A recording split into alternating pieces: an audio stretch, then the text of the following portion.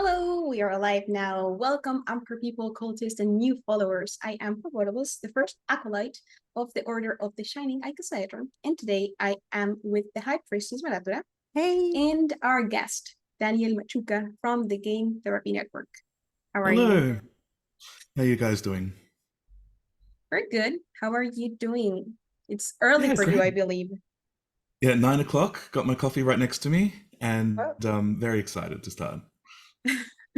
Well, thank you for joining us. For those who are new to this show, it's a program focused on presenting role projects, people that work with tabletop RPGs and games. And today we will be talking about the Game Therapy Network, that it's a group that uses games as an alternative to therapy.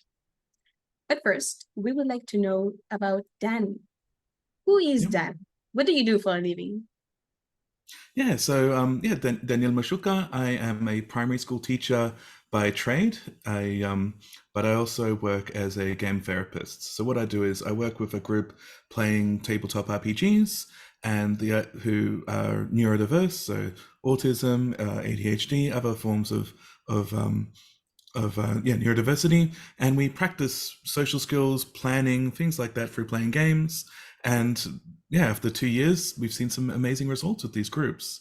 And that's what the whole therapy network is about. So we combine various DMs with people looking for that service for their children, or even for themselves as adults. It's not just limited to kids as well. Okay, that's cool. And before we jump into the specific of the project, can you tell us where are you from? Oh, sorry, I'm from Melbourne, Australia. So most of us are based down here in Australia. But yeah, we're open to anyone from across the world wanting to join our network. That was actually something that I was curious about, if you guys worked only there or all over. Well, it's not limited by boundaries. So there's other organizations, not just the Game Therapy Network, that do only work online. So in Mhm. that case, it doesn't matter if you're based in Australia or not. If you're wanting to join on board and participate online, then yeah, absolutely come on board. Oh, okay, that is great. Could you tell us how was the network created? Why games? Yeah. Well, it's more so in terms of games. From my experience, when you have these kids and they're a bit isolated, some of them are homeschooled, some of them are yeah, just kind of a bit shy and not sure about themselves. The reason why we use games is because it provides a safe space for them to be able to then to be themselves and create a character that can then make decisions and without kind of facing consequences. It makes a safe space so they can experiment with that. I mean, we have it ourselves. We're players ourselves. If you guys make a character that's does something stupid, that's because that's the character's fault. It's not our fault. We're not to blame for Right. that as a person. And so yeah, we do that with these kids while playing, while also doing like problem solving and things like that to try and get them involved. Yeah. In terms of the network, the reason why that was created is because there is just it's hard for parents to find people who can provide this service. Anybody who's tried to form a group to play tabletop RPGs, it's so hard to find a dungeon master, let alone one who's qualified to work with children, has some experience with therapy, and is going to stick around because most groups fall apart. Whereas the group I've been, we're on our third year together. Um, yeah, playing these games together. You mean your group or Yeah. the network? Your group. So I'm in my third year with my group that I've been working with. Okay. Um, yeah, so they range in age from 15 to 19. So they started when they were 13 and 17, and yeah, like they've been doing very well. But how many D&D groups that form together last that long, really? That's true. So. And since when or for how long has been the network working? It really started after COVID. So Mhm. it was more of so what we're finding is, I don't know if you know our history, but here in Melbourne, we were locked down for quite a lot of COVID. We couldn't leave our houses except at nighttime. Long period we couldn't go with masks. And so people were kind of wanting that therapy and get back out again, we formed that network to help people find each other. Another factor as well is we've got something called the NDIS here in Australia, which is an insurance scheme that allows people to spend funding on the services that they want. It provides them with more freedom, and Okay. as long as it's and so these families suddenly had um, extra funding to be able to spend on what they felt would work for their kids. So they were able to kind of shop around and try these out and find success that way. That sounds very good. Yeah. And I want to, because most of our audience is from Latin America, so we Yeah. have a lot of differences, not only in the geography but also the culture.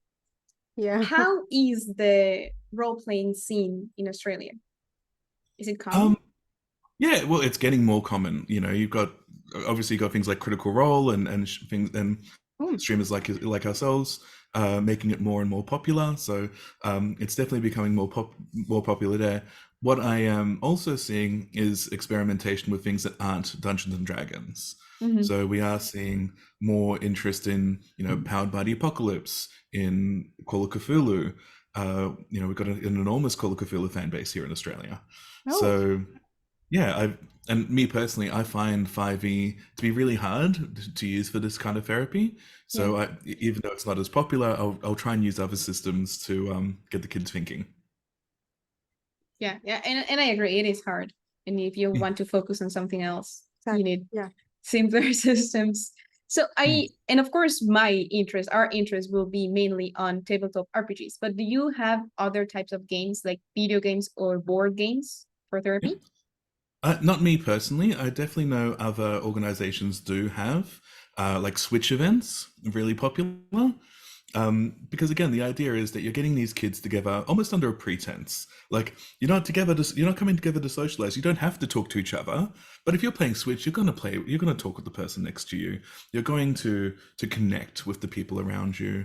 And that's the main benefit of getting these kind of therapies is helping you form that connection and building on it in the future. You mentioned something that caught my attention previously. You mentioned that you work with a lot of kids that are homeschooled, right? That's right, and, yeah.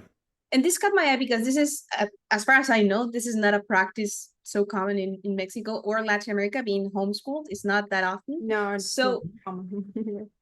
how do you think that affects, or why is it, I don't know, maybe more popular, or that is connected to these games and to needing this therapy? I don't think it's if it's more common or not. I think it's more that it's specifically for kids who don't thrive in a mainstream environment.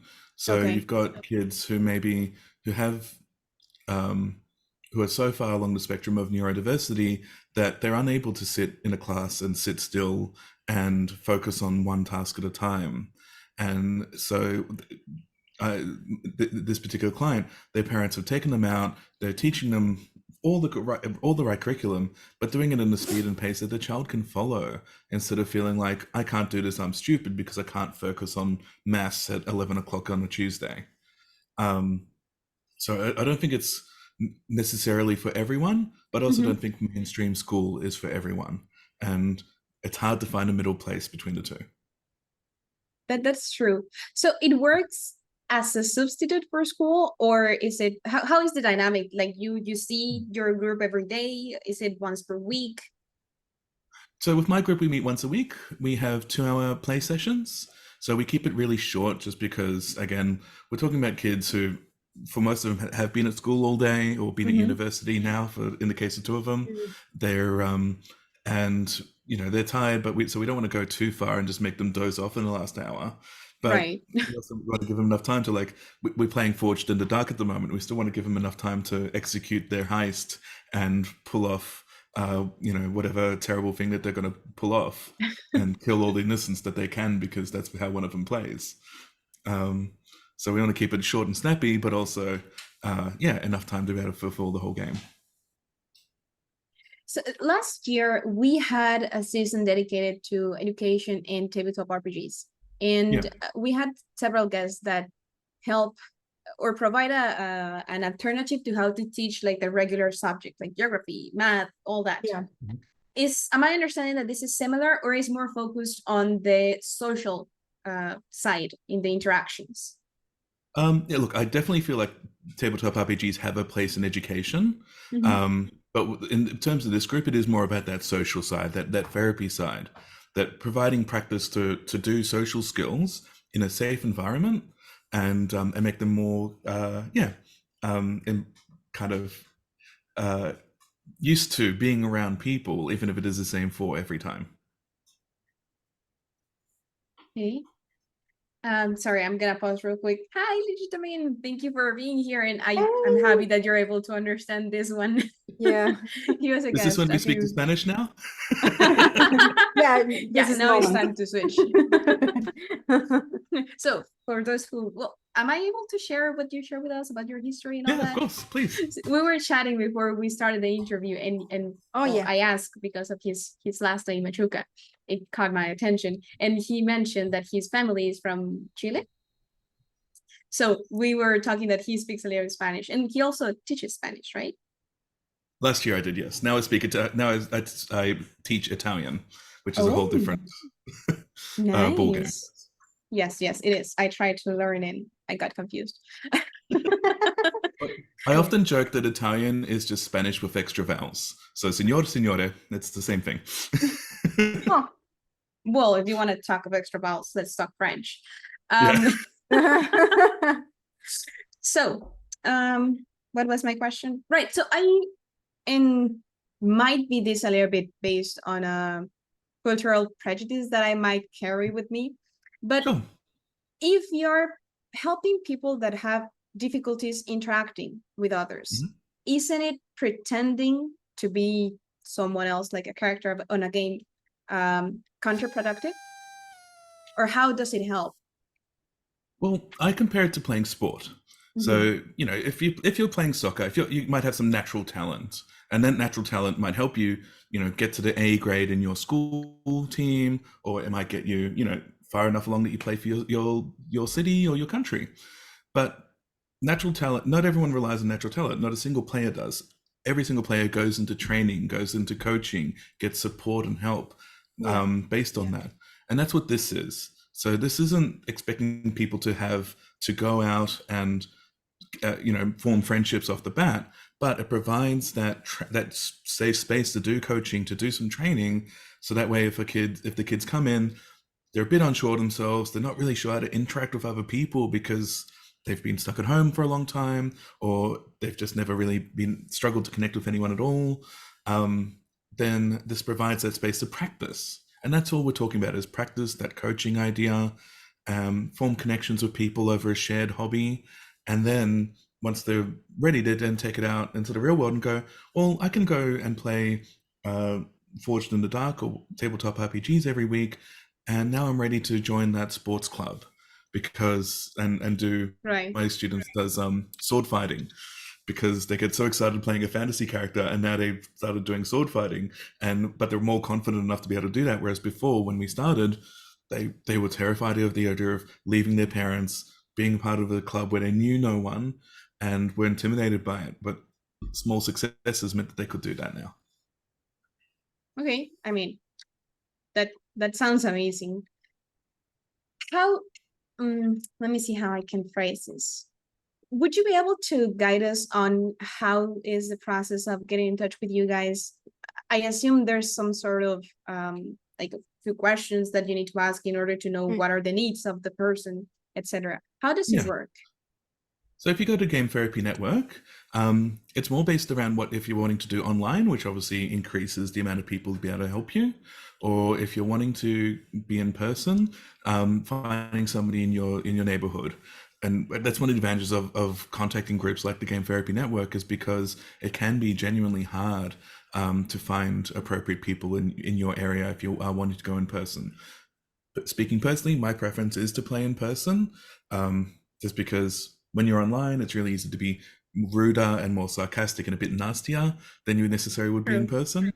So that's my preference, but I also know people still have success on playing online. So it's once you find the right GM, then you talk about, what do you guys want? Is there a particular game you want? If the kid's only interested in 5e because that's all they've ever heard about, that's fine. If they want to play something different and be giant robots in space, let's find the system that'll accommodate that. And then you find groups that share some of those needs. Yeah, absolutely. So what I'm finding at least is that there's so few of these groups around that it's if you just say, look, we're looking to form a group for my 14 to 15-year-old autistic child out in the northwest of Victoria who wants to join in. There's people who jump all over that. There is a real kind of interest in that, especially at the moment. You know, it's very popular in pop culture, as well as seeing these benefits that people have been talking about. So if someone wants to join the group and they don't require the therapy, it can be in the same group. Yeah, but as long as there's an understanding, there might be people who want that. But also again, I mean, I work with teenagers all the time. All teenagers could use help and practice with social skills. I feel I like agree. That's true.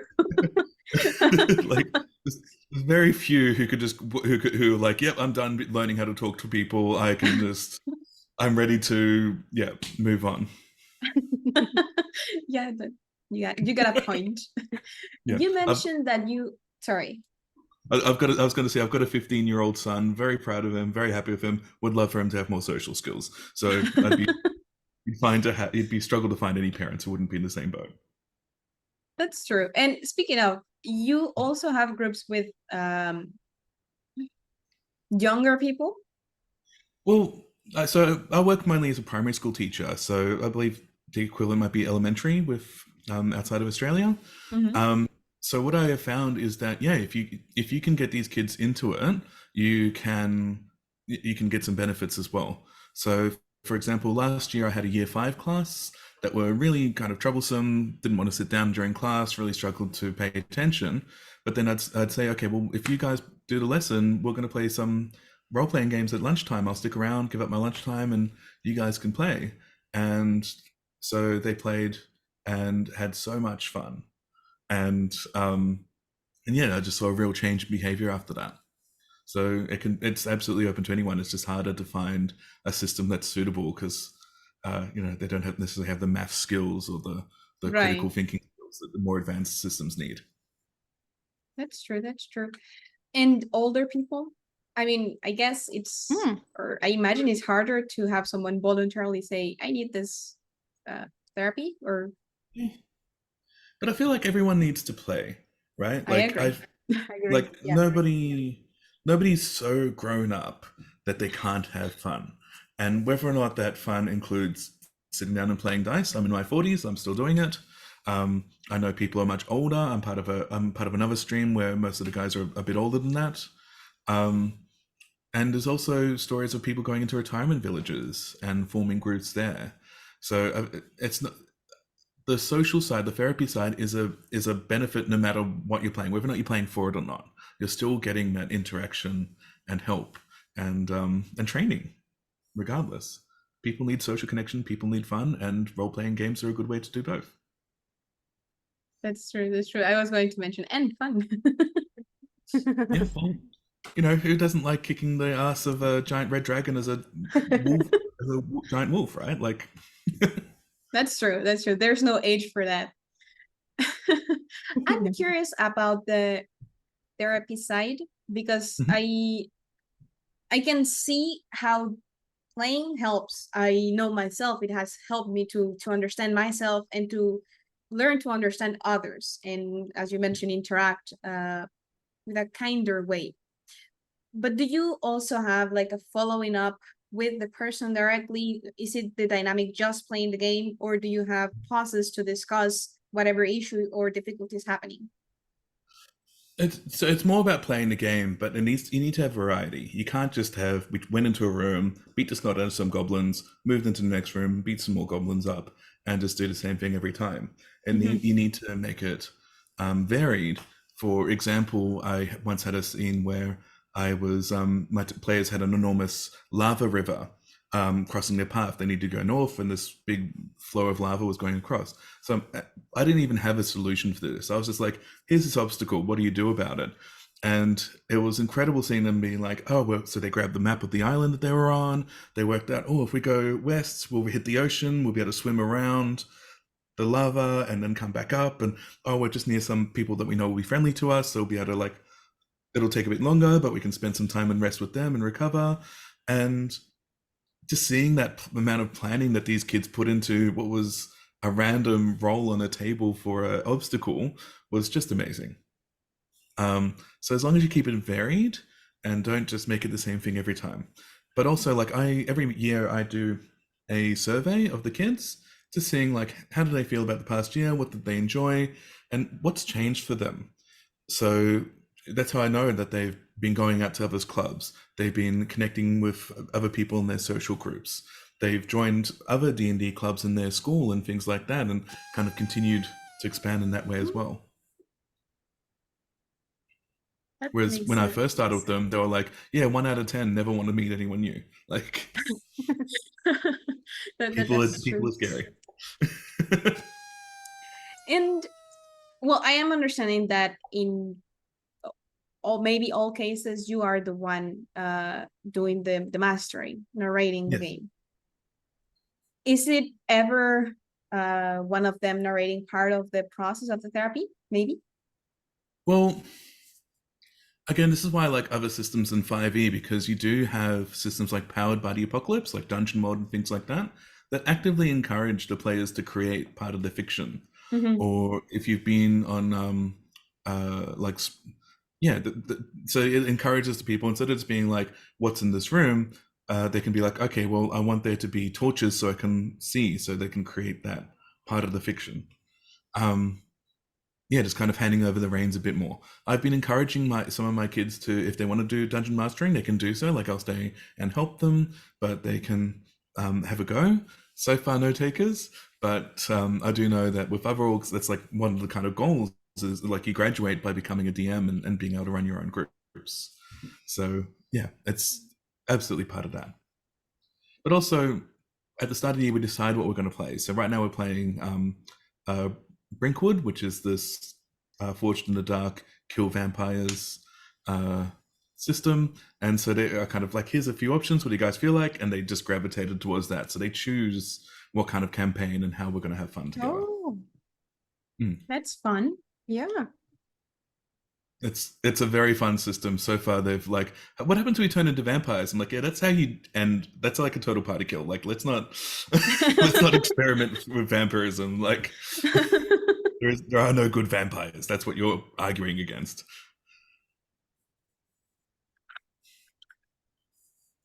And so I understand that each of you, of the members of the network, plan and have their own groups.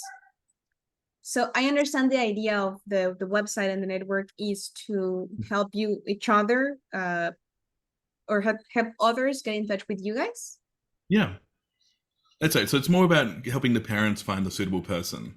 So you join that network, you explain what you want, and then you'll find somebody who's close in your area, who has the expertise if you're after a particular game or system, because that's what your child's into. They've seen it on Twitch or what have you. Okay. Can you tell us a little bit more about the rest of the network group? I mean, your partners? Yeah. Well, so we're all kind of individuals. So I only know personally like about 3 or 4 of us, but the idea is that they've all been kind of checked for working with children. So they've all got this legal ability to work with children. Most of them also either have been or are teachers as well. I personally find that if you've been working as a teacher, it's much easier to work with kids in these kind of scenarios. Yeah. And the idea also being that they will have some form of counseling or background to be able to design that for the kids. So working together, we share ideas as well. So we're all kind of, my kids want to do this. Does anybody have any ideas? They also advertise games. So I know, for example, my friend Michael has a group in Doreen that's looking for more players at the moment. It's a suburb here in Melbourne. And so you can kind of go in and go, oh, well, I live in that area. Might as well give it a go and have a try. Yeah. And it's also involves the Asperger's Victoria. So that's a group that works especially with with autistic children. And so kind of brings them on board, and works from there. So I understand you maybe have a dynamic or a method to coordinate your activities, sorry. Yeah, so what can happen as well is if for whatever reason we can't join a game, we can provide backup there if necessary, especially with the online games. That's a lot easier than trying to do it in person. But yeah, so we can kind of help each other and support each other. It's always better to be part of a group or something like that, right? And I don't know any dungeon master isn't even at least part of a Facebook group sharing ideas on, oh, my players did this, I don't know what to do. So Yeah. Yeah, we provide that back up that's to each true. other. So I saw on your website that you have something about some stores and locations. Yeah. Is that for the network, or are places that allow you guys to go and play? So both. So those locations that you mentioned, they allow us to have regular games there. So they're not necessarily part of the therapy, but more about this is how, like, if you wanted to come in and have a go and just try D&D as a once-off, see if it's for you, then these places will have once-off. You come in, you'll probably be given a pre-generated character and roll some dice to see if it's for you, because it isn't for everyone. No hobby is for everyone. Okay. And so what I'm understanding now is that maybe someone from another country could join, not just to play, but also to be part of the people offering the service. Is that a possibility? Well, it might be harder for a DM from overseas just because we don't have the same. Because one of our requirements is that working with children check. It's a legal kind of police-led check, making sure people are suitable to work with children. That isn't a universal thing. It isn't an international thing. So we need to make sure that the person is that we're putting them in touch with children, that they are appropriate. So I'm not far. I wouldn't be able to make that call, but certainly give us a contact, and we can look into that. Okay, well, that's good. I'll do share that information with people that I know that like to do this type of things. Yeah. We have a question from the chat. Are there any manuals or guidelines to teach RPG playing to kids with autism? Are there any changes to the rules or anything like that? Well, that's my added question. Yeah, no, absolutely. Look, there are changes that you need to make. I mentioned, I think it might have been at the start of the chat. So we only play for about 2 hours just because the attention span is reduced, as well as, it's an after school activity. There are several guidelines about working with children. I can send through, I don't have any links at the moment. I wasn't that prepared, but what I'll do is I'll send you guys some links when we're done for some of these books. But what I'd recommend is just getting to know the kids, finding out what they like, and just making sure you're including as part of that interest. And for that reason alone, and I have kind of talked about this a lot, but having a range of systems available. So if you do have a kids who are like, I want to play Star Wars, you've got that as an option. Or they want to play Avatar, because the new live action Avatar is just about to come out, then you've got that under your belt instead of just, I'm going to hack 5e to pieces to fit what you're trying to do.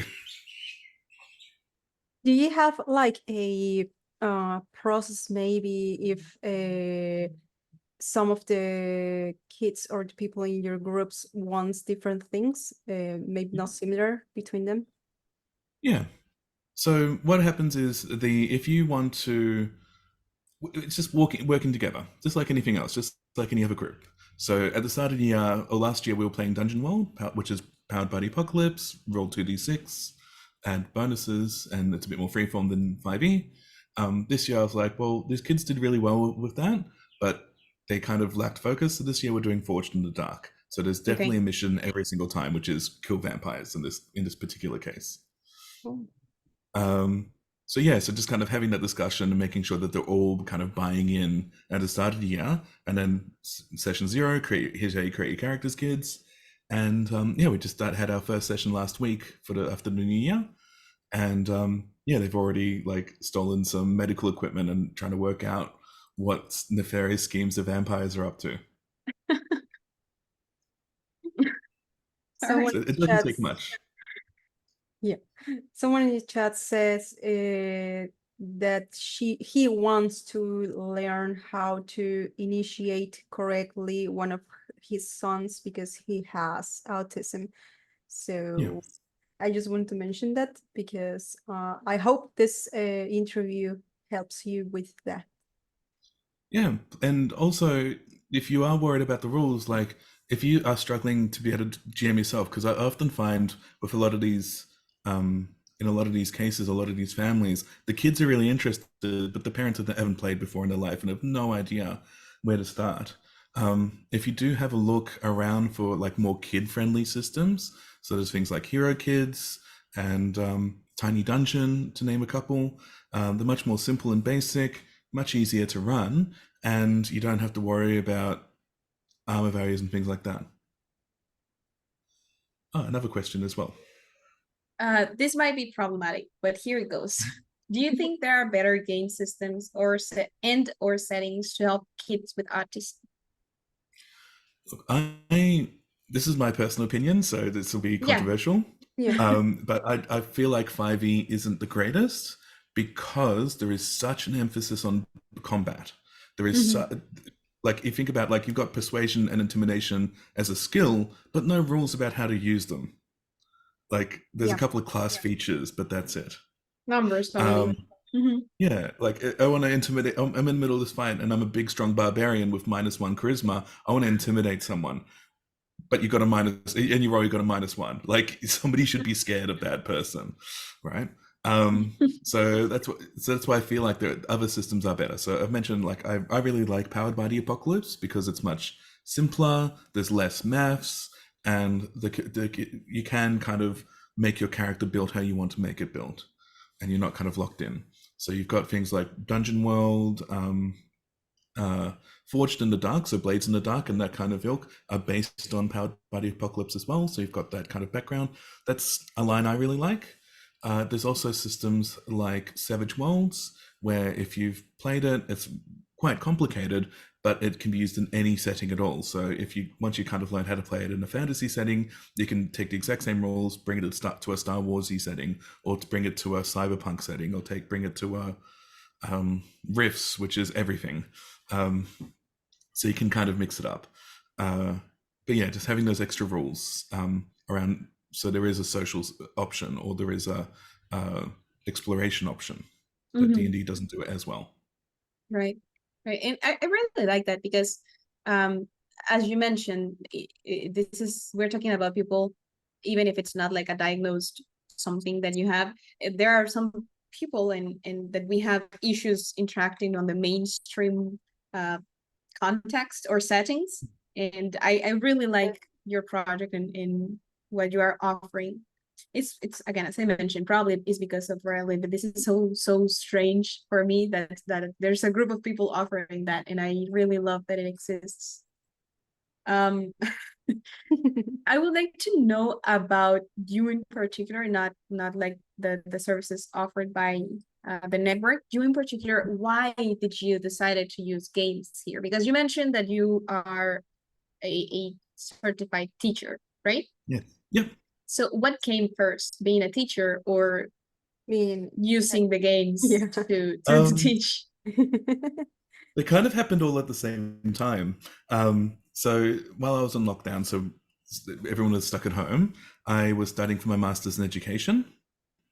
And I was also working as a care worker, so not specifically with games, but with providing support to people who needed socializing, getting out of their house and things like that. And then my friend Michael, who is one of the members of the Game Therapy Network, suggested using games. So this is something he does. He's been doing professionally for some time. He knows that I'm an excellent game master, as he puts it himself. Even if he keeps on trying to break the games I play with him. And so he suggested I try it out myself. And so I started with one group in my area. And I've been with that group for quite some time now. And since that group's finished, I've also been at PAX Australia talking about the benefits of gaming as well. And hence why I do my annual surveys talking about the benefits and how they go. And I've been a teacher now for 2 years. This is my second year. And yeah, finding ways to bring that into my classrooms, bring that to even lunchtime to get to know the kids. Kids like people they play with. So if you can find a way to play with them that's easy, then that's a great way. That's true. So digging a little bit more on your experience, how did you started playing? Well, for me, I mean, similar kind of thing. So I only started playing about 8, 9 years ago. I lived in the city and here in Melbourne, so I lived right in the middle of the CBD, but didn't have many friends, didn't have many kind of outlets. And as I said before, fun is a necessary part of life. So I was like, well, I've never played Dungeons and Dragons before, but I might as well learn how and see if I can make some friends. Um, and so I went down to the friendly local game store, found a group, became incredibly addicted to 5e, and then after about a year, I started going, well, sure, 5e is nice, but what other systems are there? And then yeah, really kind of launched myself into trying different things. One of the online things I'm a part of is a group called One Shot Revolver, for example, where we try different one shots of different systems, just to kind of show like you don't need to play 5e. You can be anything and Other anything. things. That's great. I didn't know that existed. I'll look that because I'll send you a I bunch of links sometimes want to know about other systems, and watching 10 videos, 15 videos to understand a system is not always possible. Well, I mean, like for example, I ran one for these guys. I was using a system called Tiny Supers, where everyone was superheroes, and they were chasing up a lead on mind controlling apples, and so you can just be silly, but you get to see how the system works. Yeah, that's true. So what other systems have you played? You like a player, for example. So as a player, oh, okay, this is going to be a very long list. So Savage Worlds, Pathway Apocalypse. I'm on a stream that does Traveller, and we just changed from Traveller to Cypher, which is the Numenera system. What else we got? Tiny Dungeon, 2400, which is a really good one-shot sci-fi system. If you guys want to give that a go, it's my favorite for it's like, we want to play a game, but 2 players are out, and I don't want to just cancel, so we play 2400 instead.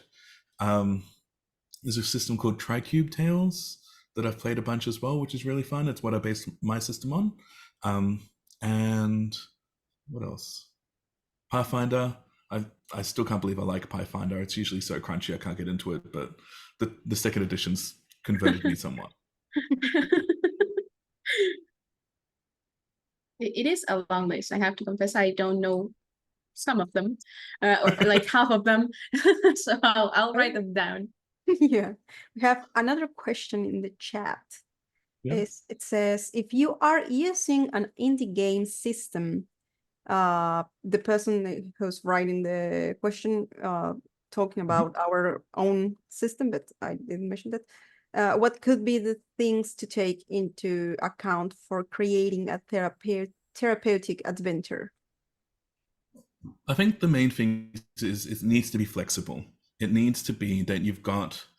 I mean, we're talking about kids. There's going to be a wild card. There is going to be a kid who wants to do something silly, and you got to either have the fiction allow for it, or just be really clear about what the consequences are if they, jump head first through a window during a stealth mission, right? Like you need to kind of take that into account. So flexibility in an adventure, as well as I find having clear goals. When I've tried to give them a sandbox, they kind of flounder a little bit.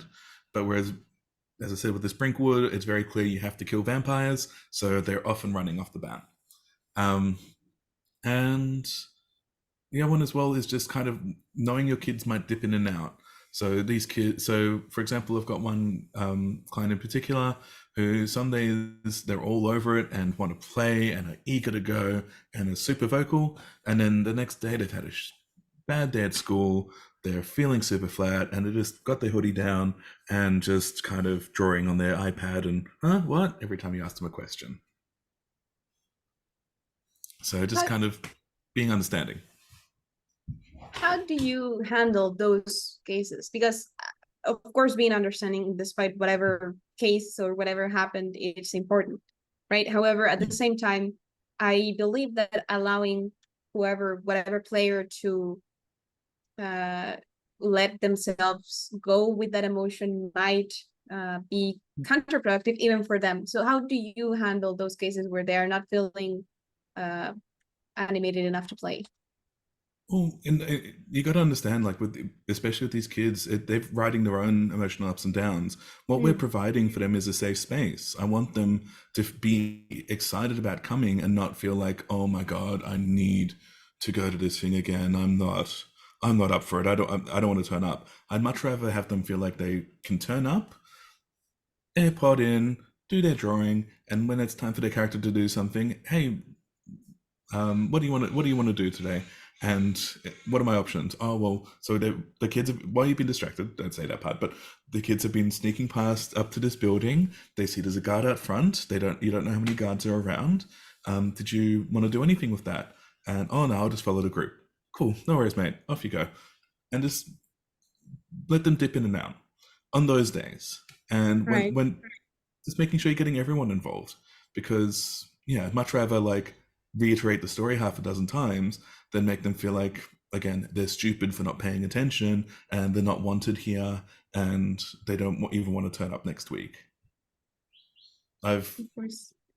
been with this group for 2.5 years, and honestly, these kids are always turning up. These kids are always there every week because they enjoy it so much. It's a safe space. And if they don't feel like playing, they still turn up because they want to be in the zone. Mm-hmm. Of course. Do you use any kind of material like maps or minis or maybe a scenario, or do you focus more on the role play? I've got a traveling suitcase filled with all kinds of paraphernalia to play in person. It's just my wardrobe's just here. It's in my wardrobe just there.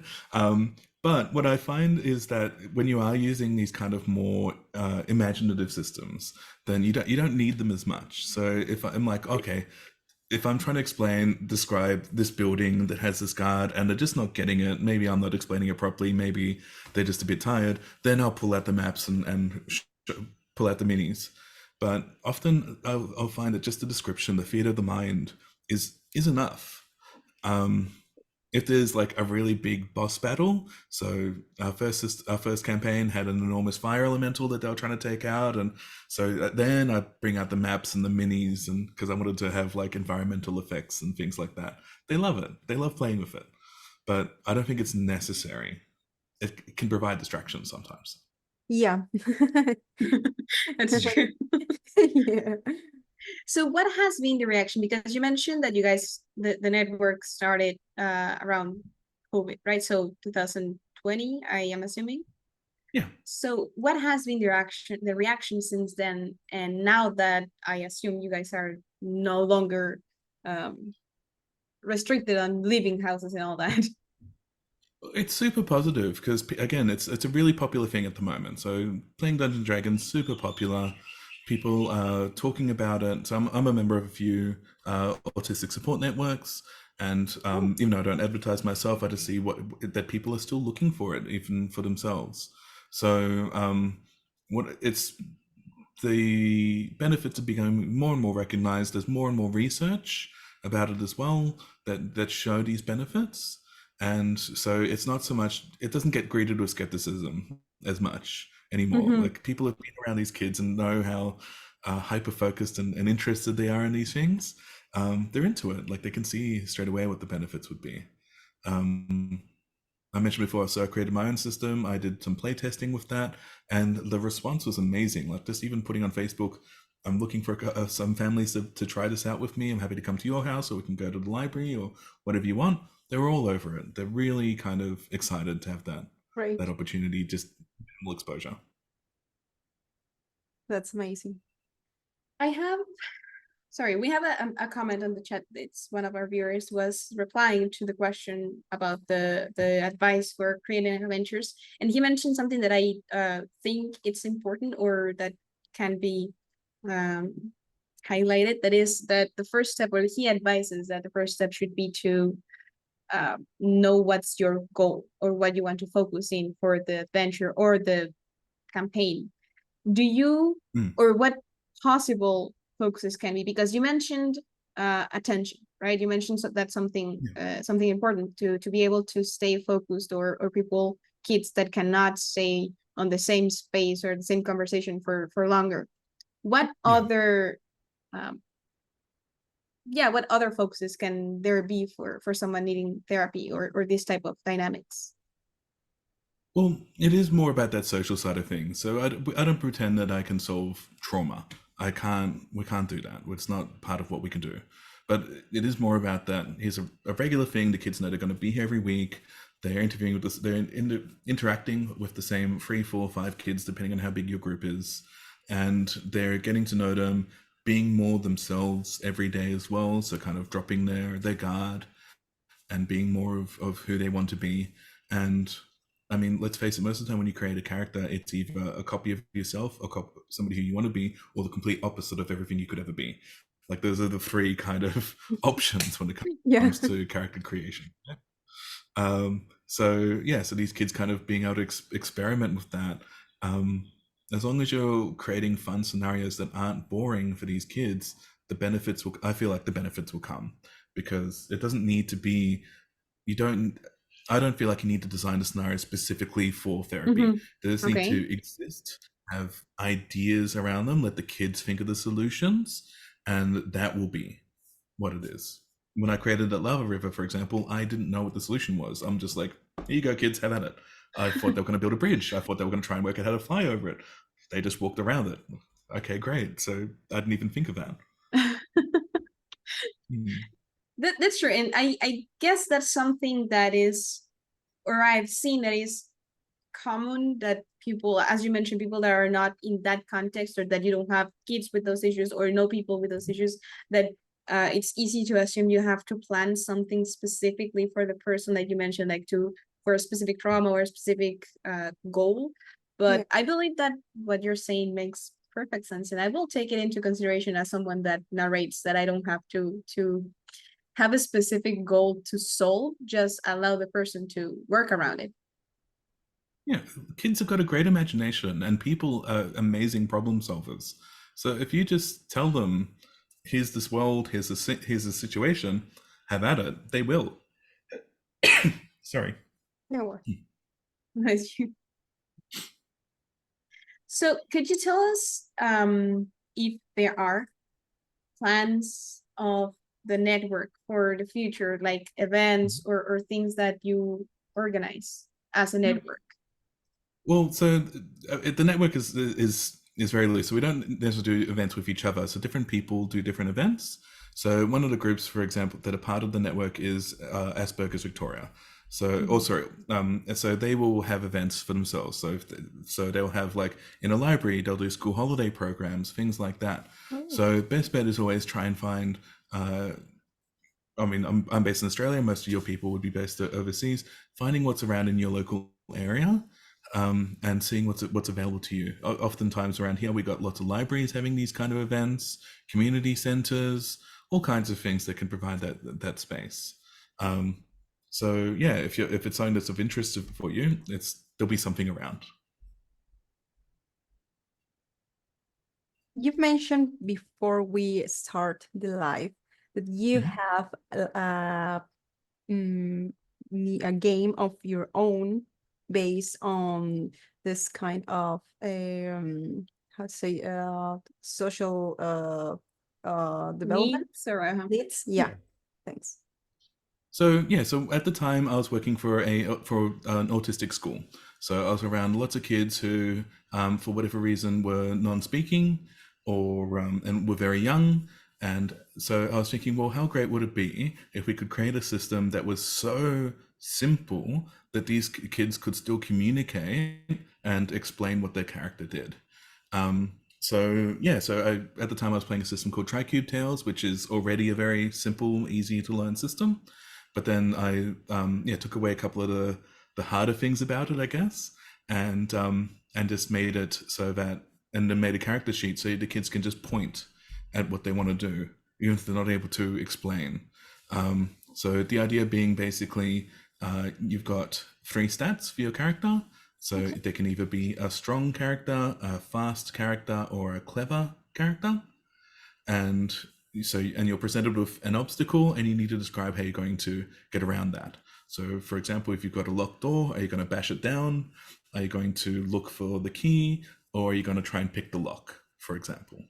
And just expand that out to any obstacle you can have, and therefore it doesn't matter what the setting is. It could be in a science fiction door and you're trying to hack the lock, the keypad, or it could be an old-timey wizard spell and you need to like pull whatever lever to open the door.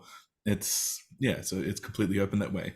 And by only reducing kind of everything to those 3 actions, the kids can just be like, oh, you've got a door in front of you, what do you want to do? And they tap on the strong option, off they can go. Okay. And As you then, say, yeah, it's roll dice to see if you're successful. it's as you say before, that it's more focused on the interaction, from the interaction for the people who are playing. Yeah, that's right. Yeah. I mean, and for example, like, so on that One Shot Revolver stream I mentioned earlier, I played a game with some of my friends on that.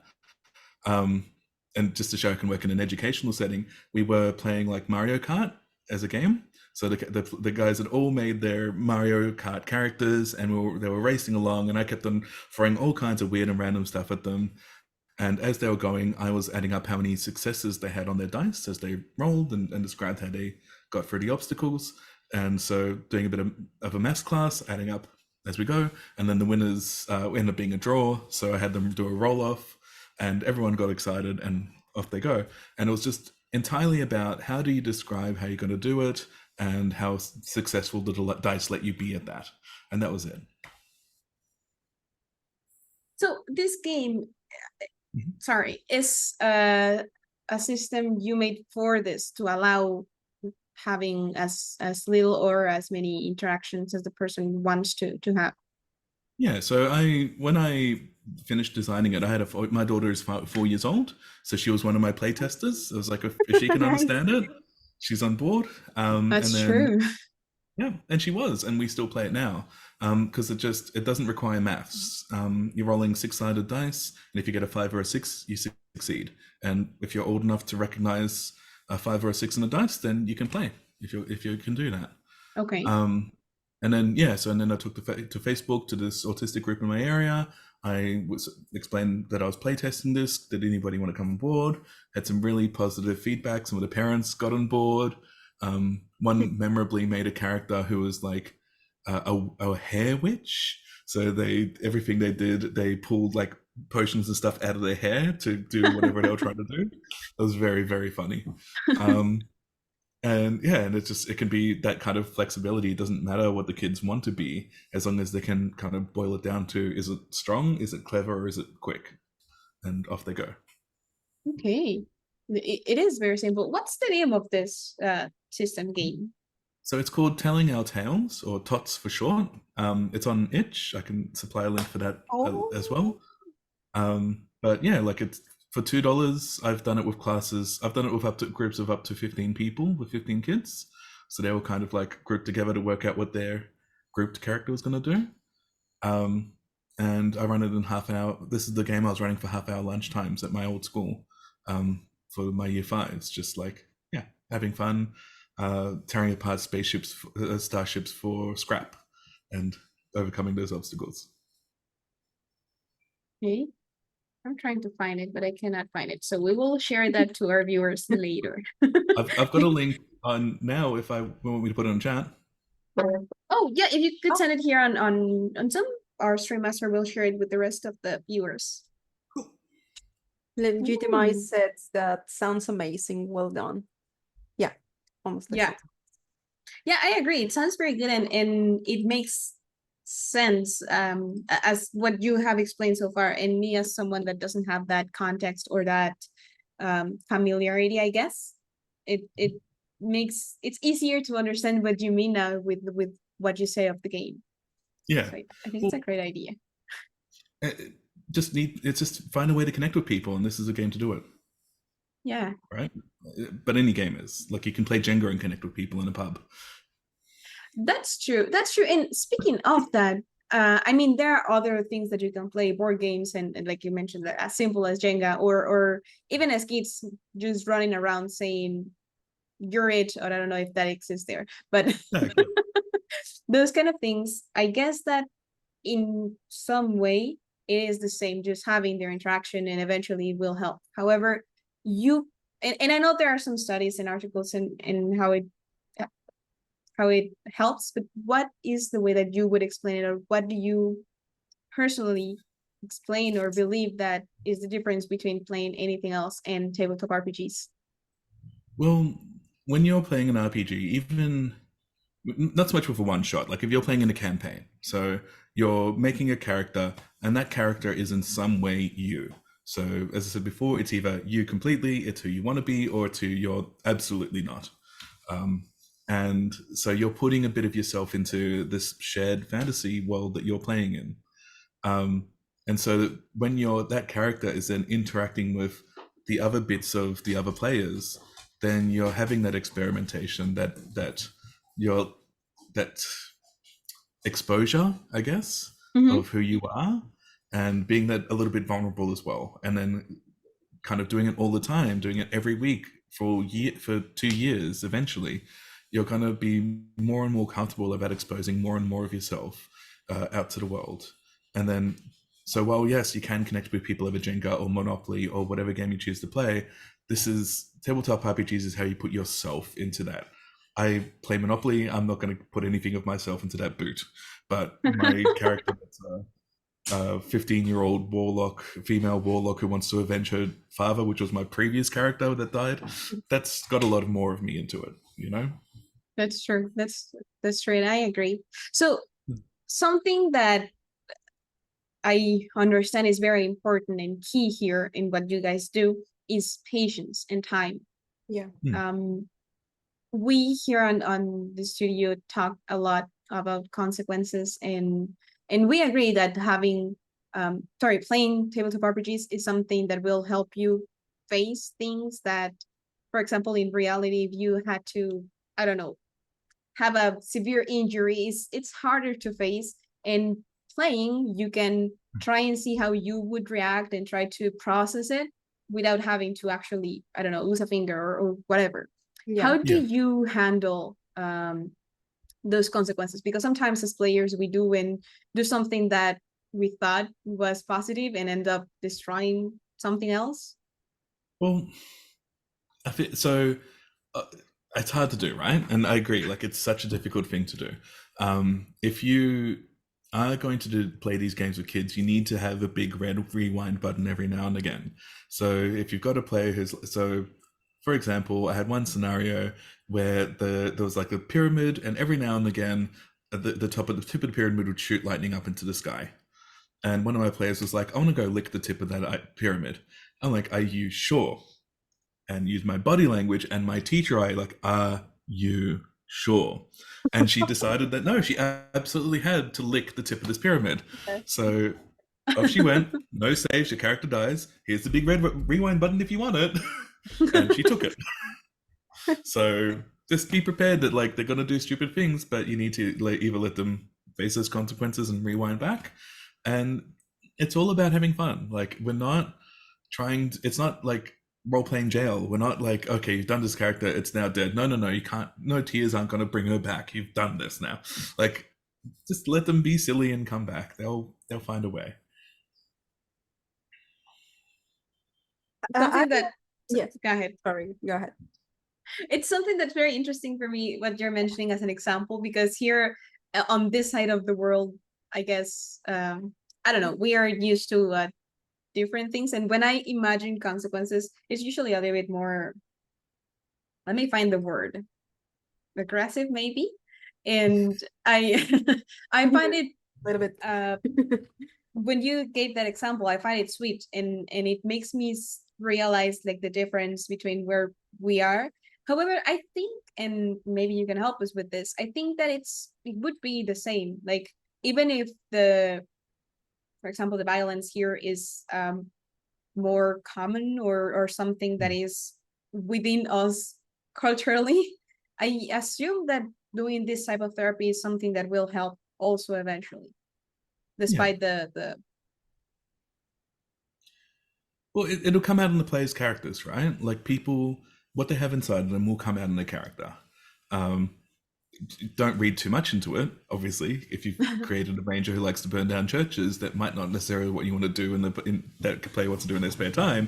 But whatever traumas people have will come out in that way, and just be prepared for it to be safe for them to do so. Be prepared for them to, connect with something in a way that you weren't expecting them to, because everyone has a different history and different connections. Yeah, of course. I don't know if you guys have much about like lines and veils or X cards or those kind of safety tools. Yeah. Do you guys have those? Yeah.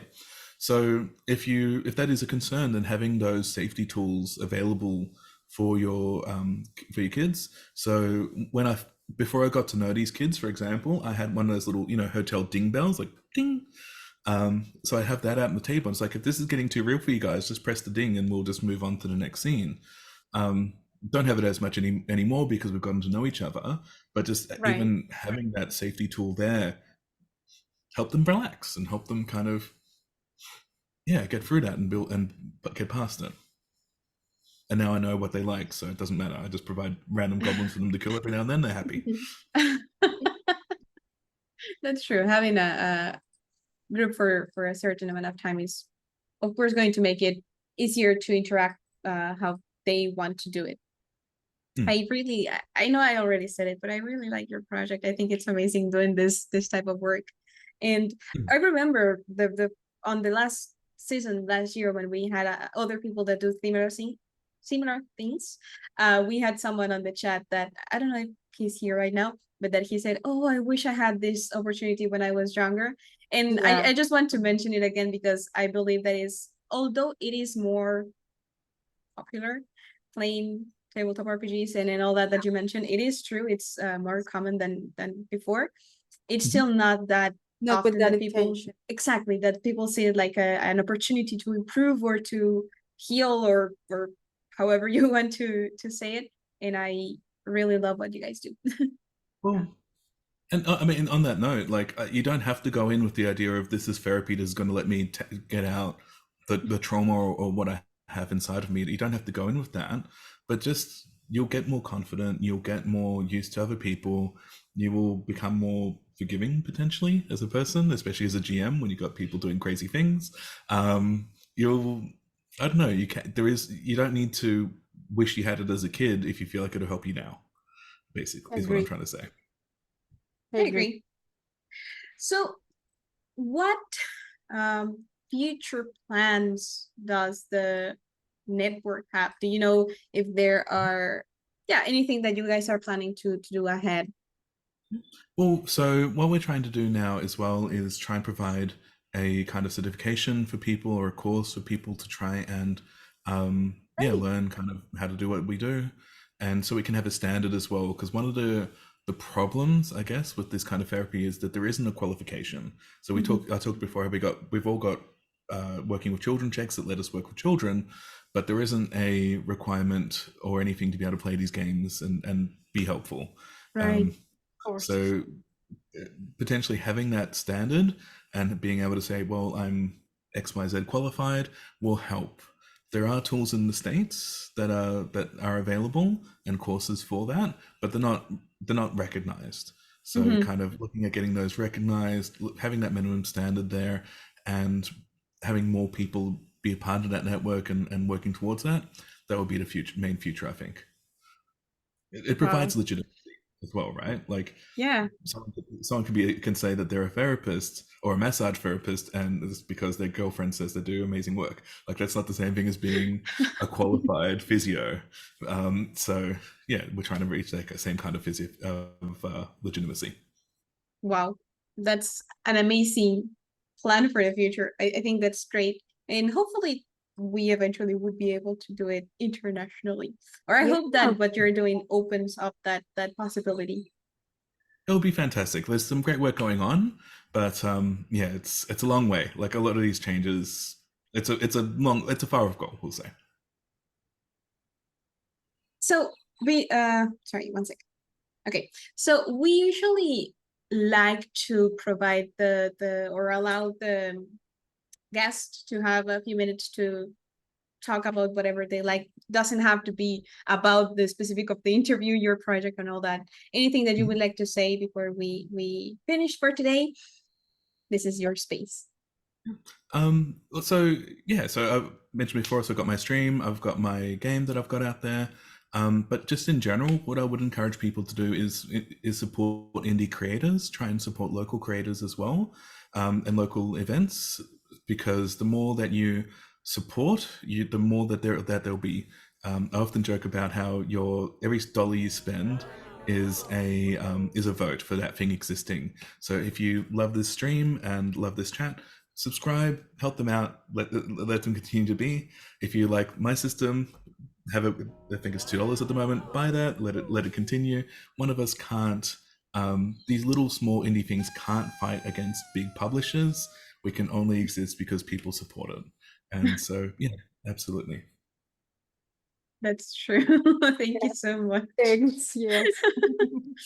So before I do the final announcements for the day, we have here on the channel a way to say thank you to our guests, to show that we appreciate not only the time that you're giving us right now, but also the time that you dedicate to this project and creating a different community and making the community bigger.